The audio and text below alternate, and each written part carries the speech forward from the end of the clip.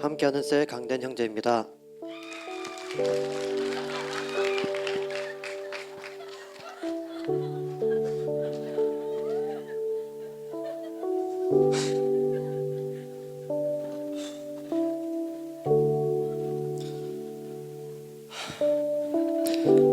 저는 모태신앙이지만 10년 동안 하나님을 떠나 세상 속에 방황하며 불안함과 위태로운 삶을 살며 목적을 잃은 채 살아왔습니다.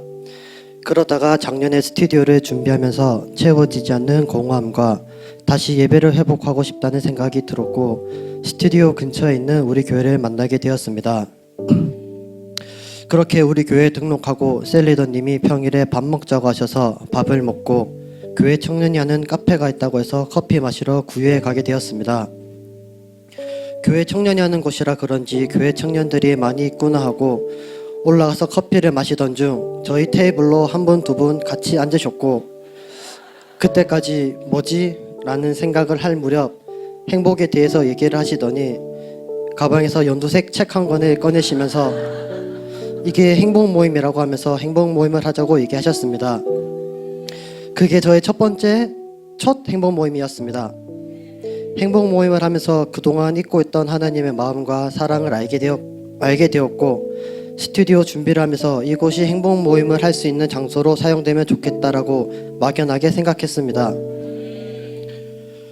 그 후로 양육반과 제자학교, 제지대학 1학기까지 훈련을 받으면서 행복 모임으로 회복을 받던 사람에서 베스트를 살리는 행복 모임 리더가 되어 이 자리에 간증을 하게 되었습니다. 제자대학을 하기 전까지는 그저 막연히 행복 모임은 하면 하는 거지 하며 행복 모임에 대한 마음과 열정은 미지근했습니다. 제자대학 1학기에서 영혼을 진심으로 사랑하는 목사님의 마음을 통해 하나님의 마음을 조금씩 알고 배워가게 되었습니다. 하지만 저는 영혼 구원에 큰 갈망이 없었습니다. 나는 왜 영혼 구원에 대한 애틋한 마음이 들지 않을까? 나 빼고 다 뜨겁게 열정적으로 훈련받고 기도하는데 나는 왜 뜨거워지지 않는 걸까? 이런 내가 할 수 있을까 하는 마음에 답답하기만 했습니다. 그러던 중 어릴 때부터 알고 지낸 동생이 새로운 일을 하면서 종종 연락하며 스튜디오를 들리는데 그 동생이 원래 교회를 다녔었지만 지금은 신앙생활을 하지 않고 있다는 사실을 알게 되었고 불과 작년까지의 저의 모습을 보는 것 같아 그 친구도 예배가 회복되고 하나님을 만났으면 좋겠다 생각이 강하게 들어왔습니다. 그리고 그때부터 이 동생의 예배의 회복, 신앙의 회복을 위해 베스트로 품고 기도했습니다. 그래도 여전히 행복 모임을 권유할 자신이 없어 주저하고 있을 때 스튜디오에서 같이 일하고 있는 우리 교회 자매가 저의 베스트와 이런저런 얘기를 하던 중 행복 모임을 권유했고 흔쾌히 수락하며 행복 모임이 열리게 되었습니다.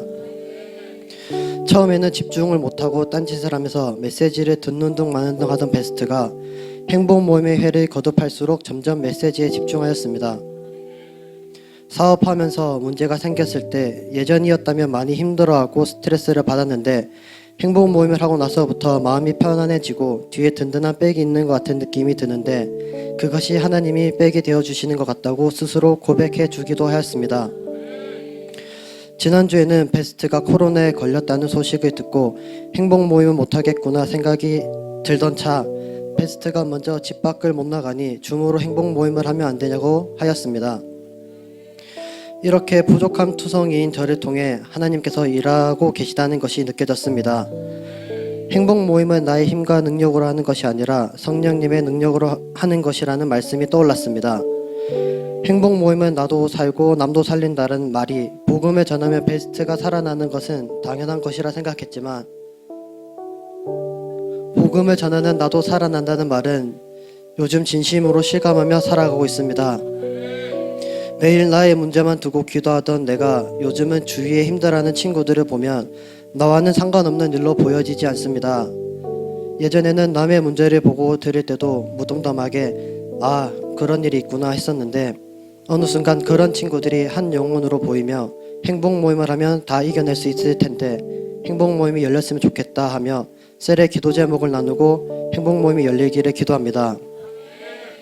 훈련을 받아도 믿지 않는 영혼들을 바라보며 안타까워하는 마음이나 복음을 전하고자 하는 뜨거운 마음이 없어 답답해하던 저였는데 어느덧 행복 모임을 하면서 그 영혼을 바라보는 마음이 바뀌어지고 안타까운 마음에 기도하는 저로 바뀌게 되었습니다.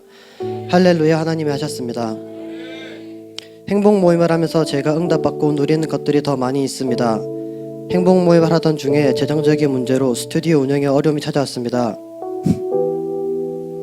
하나님, 재정 때문에 행복 모임 하는 것이 방해가 되지 않게 해주세요 라고 기도했습니다. 그러자 하나님은 생각지도 못한 촬영 계약들을 허락해 주셨습니다. 스튜디오를 오픈하면서부터 믿음의 동력자의 직원을 보내주세요 라고 기도했는데 돌이켜보니 하나님은 같은 교회 다니는 자매를 직원으로 보내주셔서 스튜디오에 찾아오는 베스트에게 함께 복음을 전하며 든든한 힘이 되어주고 있습니다.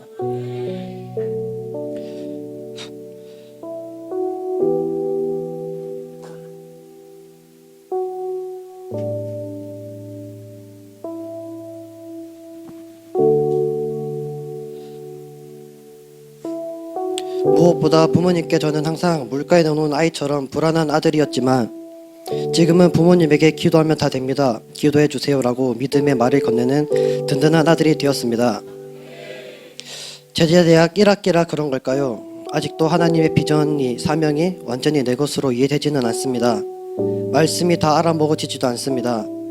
그러나 훈련의 자리를 지키며 우리 교회가 비전을 붙들고 달려가는 이 비전이 완전히 내 비전이 되는 그날까지 도전하며 한 걸음씩 순종하며 나아갈 것입니다.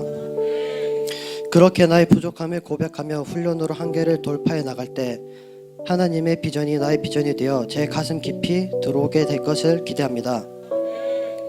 그러므로 내가 그리스도를 위하여 약한 것들과 능욕과 궁핍과 핍박과 곤란을 기뻐하노니 이는 내가 약할 그때에 곧 강함이니라. 고린도후서 12장 10절 말씀. 아멘. 얼마 전 훈련 때 들은 부족함은 하나님이 쓰시기에 최고의 조건이다라는 말씀이 계속해서 맴돌았습니다. 지금 제가 딱 그렇기 때문입니다. 그렇기에 하나님을 더 의지할 것입니다. 저에게 제자대학 1학기는 안 되는 것을 되게 하는 훈련입니다. 한계를 뛰어넘어 도전해 보도록 훈련하여 주시고 순종함으로 영혼을 구원하는 가치로운 일에 할 수 있게 하신 목사님 감사드립니다. 여전히 훈련 속에 수레바퀴의 삶은 형편없지만 계속해서 노력하고 자라가겠습니다.